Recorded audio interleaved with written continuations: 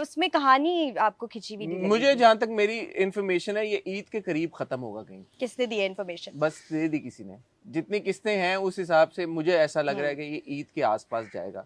ईद के आसपास जाएगा? ईद के आसपास जाएगा, जाएगा लेकिन खिंचेगा नहीं। ईद मतलब ईद के अराउंड ईद पे खत्म होगा शायद जी, हो सकता है ना। तो अभी जिस तरह से हम हया को देख रहे हैं, ऑब्वियसली जैसे मैं कह रहा हूँ कि ठीक है नेगेटिव शेड्स हैं, but people are still may be hating the character but still liking you, because उसने वो लाइन ऐसी क्रॉस नहीं की कि जहाँ पे हम बोले यार कि ओए हया ने इतना कुछ कर दिया कि उसका इम्पैक्ट आपके ऊपर भी आना शुरू हो जाए।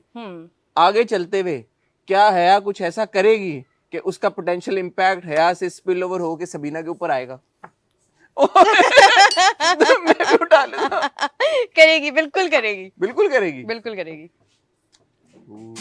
करेगी।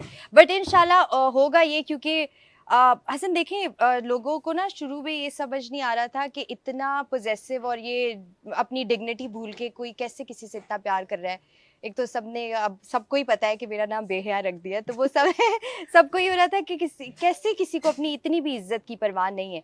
तो वो ग्राफ बनाना बहुत ज़रूरी था, ओनली टू जस्टिफाई कि वो आगे जो करेगी ना उसको जस्टिफाई करने के लिए बहुत इंपॉर्टेंट था। ठीक है, यानी कि आगे बहुत कुछ करने। ये कितने एपिसोड्स के बाद की कहानी है? ये बस अभी ये शुरू हो गई है, ये तकरीबन शुरू हो गया है जी, शुरू हो गई है अच्छा, ऑलमोस्ट ये इस तरफ हम जाना शुरू हो गए हैं। बिल्कुल। एक सवाल मैंने आपसे पूछना था हया से रिलेटेड। बहुत बार हमने देखा है कि हया ये भी कहती है कि मैं इस घर पे राज करूंगी, इस घर की मालकिन बनूंगी, चाबियों के साथ। इस हफ्ते जो पहली एपिसोड आई उसका जो सीन था, चाबियां वो निकाल लेती है। अच्छा। मामा पापा बेगम कल आई है ना? अच्छा नहीं, हाँ, मामा पापा बेगम की चाबियां वो निकाल लेती है। मैं उनको प्यार से मामा पापा बेगम मामा पापा बेगम, क्योंकि वो इतनी बेगम है, माँ बेगम, भाभी बेगम, सारी तो मामा पापा बेगम। तो मुझे ये बताएं कि मुर्तसिम से जो इसका जो मोहब्बत है वो वाकई में जेन्युइन मोहब्बत है या अल्टीरियर मोटिव इसका इवेंचुअली यही है कि यार मैंने राज करना है? नहीं, क्या नहीं, ये राज वाला उसका मोटिव नहीं है। ये लोगों को नहीं, ये लोगों को अगर लग रहा है तो इसको दूसरे तरीके से आपको देखना पड़ेगा। घर उसको बाद में मिलेगा, मुर्तसिम के मिलने के बाद, तो वो इवेंचुअली मुर्तसिम के मिलने के बाद होगा। उसके कहने का मतलब ये है कि ये चीजें भी मेरी होती, ठीक है, नॉट के उसका मोटिव वो है, बिल्कुल बेसिकली उसका मेन गोल यही है कि भाई मुर्तसिम से इसीलिए वो उसकी चप्पलें भी रख लेती है, चप्पलें भी रख लेती है। यार वो बड़ा अच्छा सीन था। कन्विंस कैसे हुई आप वो सीन? आपको किसने बताया कि बस छोड़ देना अब ये तो, ऐसे तो फिर हम इंफॉर्मेशन होती है हमारे पास। अब आपने खुद ही बात की तो मैंने कहा, वरना मैंने नहीं, I didn't bring it up. हाँ, मैंने मना किया था वो सीन करवाने से, क्योंकि उस टाइम तक हसन वही वाली बात के जो जैसे ऑडियंस को लग रहा है कि कैसे किसी के अंदर इतनी सी भी इज्जत नहीं है, इज्जत नफ्स नहीं है कि वो ये भी कर रहा है। बट फिर वो मुझे कन्विंस कर लिया गया, क्योंकि वो सीन मुझे जब मैं मॉनिटर पे देखा मास्टर करके मैंने, तो वो इतना खूबसूरत लगा कि मैंने शुक्र किया कि मुझे कन्विंस कर लिया गया उस सीन के लिए। उसने बड़ी इंपॉर्टेंट बात की, उसने कहा everything is fair in love and war, and that justifies it, and I have to give you credit here Sabina के। फाइनली कब से तो दे रहा हूँ, पौना घंटा हो गया क्रेडिट देते देते, अभी भी लड़की कह रही है कि credit. I want to give you credit for that scene, इसलिए बिकॉज जो आपको कंसर्न था कि यार कि ये ऐसा लग सकता है कि कोई अपनी डिग्निटी पे कॉम्प्रोमाइज करके किसी के लिए चप्पलें और पैरों में जो बैठ रहा है, आपको कहीं से भी ये बैकलैश मिला? नहीं मिला ना। क्यों नहीं मिला? क्योंकि जब मैंने भी वो सीन देखा ना, I am sure audience will relate to it, जब सबने वो सीन देखा उसमें कहीं से ये नहीं लगा कि ये बंदी अपनी डिग्निटी को कम कर रही है। वो ये लगा कि वो सिर्फ उसका प्यार है, वो उसका प्यार है, and she is completely in control of this situation. Yes. और जहाँ तक डिग्निटी की बात है ना, thank you so much Hasan for saying that first of all. And जहाँ तक डिग्निटी की बात है, मुझे नहीं पता कितने लोग रिलेट कर सकते हैं इस चीज़ से नहीं, but at some point in everybody's life हर किसी ने ऐसी मोहब्बत की हुई है जिसमें उनको अपनी डिग्निटी की परवाह नहीं होती। सब ने ऐसी मोहब्बत की at some point in their life, maybe in their teenage or maybe later, maybe you know in their 40s or नहीं होती है परवाह। अगर सच्चा प्यार होता है तो परवाह नहीं होती। It's the character that you've established, right? Yes. वो किरदार है ही ऐसा। और असल प्रॉब्लम तब होती है कि अगर किसी को फोर्स किया जाए ये करने के लिए, अगर कोई मर्द बोले कि अच्छा मुझे चप्पलें निकालो और मेरी चप्पलें पहनाओ, यहाँ पे वो अपनी मर्जी से कर रही है। हया जो भी डिसीजन ले रही है, जो भी काम कर रही है, वो अपनी मर्जी से कर रही है ना। अभी भी पिछले हफ्ते एक और बड़ा खूबसूरत डायलॉग था, लोग हमसे मिस हो गया रिव्यू में, तो लोगों ने कहा how could you not talk about it, हम भी कमा रहे और हमारे वो भी वो भी कमा रहे। I think that one really picked up, it went really viral, that dialogue. Yes, हाँ। सो ये जो छोटे छोटे डायलॉग्स, और उसमें आप इम्प्रोवाइजेशन भी होती है या ये वैसे ही है जैसे लिखा हुआ है? नहीं हसन, मैं अपने डायलॉग्स में इम्प्रोवाइज नहीं करती, बहुत कम। अगर बहुत मुझे लगता है ना कि बहुत बिलो द बेल्ट कोई डायलॉग लिखा हुआ है जो कि कभी हो जाता है, आ जाता है हमारे पास ऐसा कोई डायलॉग, उसमें हम उसका एसेंस वही रखते हुए चेंज कर देते हैं। Otherwise I don't believe in improvising dialogues. मुझे लगता है कि लिखने वाला जो कैरेक्टर लिखता है ना, वो उसकी लैंग्वेज के हिसाब से वो डायलॉग्स लिखता है। मैं अगर उसको चेंज करूंगी तो मैं अपनी स्पोकन लैंग्वेज के हिसाब से उसको चेंज करूंगी, व्हिच आई नेवर डू।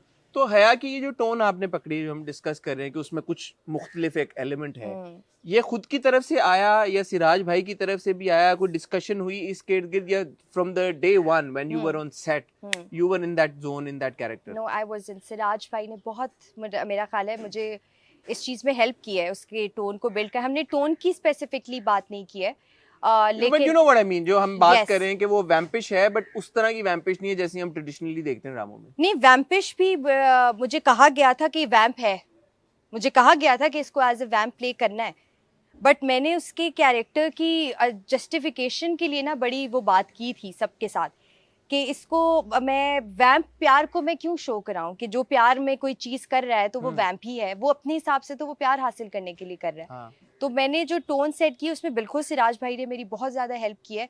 ऐसा नहीं था कि पहले दिन से मुझे पता था कि ये टोन सेट होगी, may be like 2-3 days later मुझे समझ आ गई थी कि ओके ये टोन सेट करनी है हया के कैरेक्टर के लिए। जब से तेरे भी नॉन एयर आया है और हया has become this phenomenon that या शी हैज, हया इज, आप तो एग्री करेंगे ना, फिनोमेनन तो बन गई। बिल्कुल है। हया एक, मुझे अच्छा लगता है जब लोग कहते हैं हया is a vibe in herself. हया is a crazy vibe in herself. ये इसके बाद से ऑफर्स में कुछ इम्पैक्ट, फर्क नजर आया? अभी तक नहीं आ रहा? नो। उठाएं। क्यों यार, अभी तक नहीं? Really? नहीं, probably because लोगों को थोड़ी बहुत इससे भी होता है कि मैं ना भी बोलती हूँ, आती है, ऐसा नहीं है, अच्छे स्क्रिप्ट्स नहीं आते। नहीं, मैं अब कह रहा हूँ कि एक लेवल अप का नहीं, मुझे नहीं पता, खत्म होगा तो शायद उसके बाद, लेकिन अभी तो ऐसा कुछ भी नहीं है, अभी ऐसा कुछ भी नहीं है।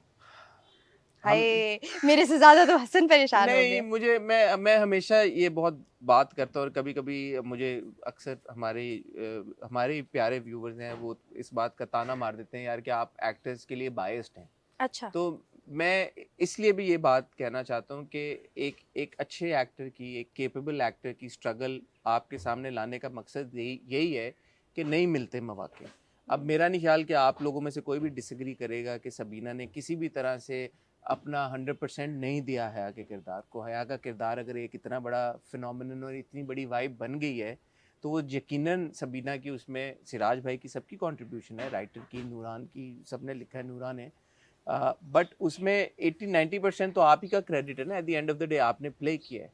तो अगर वो एक्टर को उस इतना एक फिनोमिनल किरदार प्ले करने का कोई फायदा नहीं हो रहा तो फिर अनफेयर है। मैं सोच रही हूँ कि बजाय मेरे इंस्टाग्राम हैंडल के ये पट्टी चलाइएगा कि अनपेड इंटरव्यू है और बायस की जहाँ तक बात है, मैं हसन से पहली दफा मिली हूँ, हमारी पहली मुलाकात है। बिल्कुल पहली दफा, कसम से। तो मुझे तो ये समझ नहीं, क्या बोल, थैंक यू बोल रहा है क्योंकि वो थैंक यू छोटा लग रहा है मुझे आपकी बातों के आगे। बात नहीं है, मैं I always will take a stand for actors. जो मुझे लगता है, मैं बाकियों के बिहाफ पे तो नहीं बात कर रहा, बट मुझे ये लगता है कि वो एक्टर्स जो केपेबल हैं, जिनमें टैलेंट है, जिनमें स्किल है, और जो कि जिनका काम बोल भी रहा है, लोग तारीफ भी कर रहे हैं यार, उनके हक में तो आवाज़ उठानी चाहिए ना।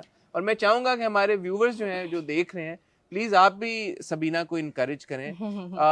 एक सेकंड के लिए सोचें, एक यंग लड़की इस्लामाबाद से कराची मूव हो जाती है काम की तलाश में, एक्टिंग प्रोजेक्ट्स ढूंढने के लिए, तो कौन मदद करेगा? अगर और कोई मदद नहीं करेगा तो, प्रोड्यूसर्स अगर चांस नहीं देंगे तो।